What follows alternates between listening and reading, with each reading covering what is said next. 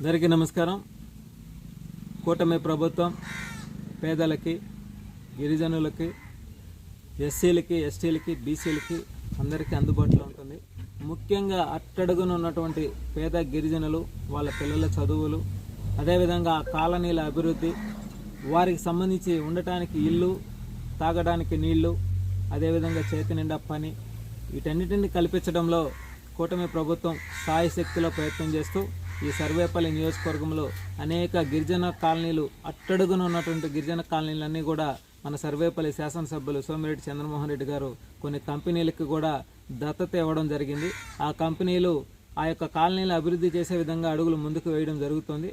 అందులో భాగంగా ఎక్కడైతే ఈ సర్వేపల్లి నియోజకవర్గంలో 117 పంచాయతీలు గిరిజన కాలనీలు ఉన్నాయో ఆ కాలనీలకు వెళ్ళి గిరిజనుల యొక్క స్థితిగతులు అడిగి తెలుసుకోవడం, అక్కడ సమస్యలు తెలుసుకోవడం, ఆ సమస్యలను పరిష్కరించేదానికి శాసనసభ్యులు గారి దృష్టి కూడా తీసుకువెళ్ళడం, అదేవిధంగా ప్రభుత్వ అధికారులకు తెలియజేయడం జరుగుతుంది. అందులో భాగంగా ఈరోజు మనుబోలు మండలంలో కూడా ఈ యొక్క కాలనీకి రావడం జరిగింది. గతంలో కూడా వచ్చాం. ఈ గిరిజన కాలనీలో ఎవరెవరికి ఇల్లు లేవు, వాళ్ళు ఏ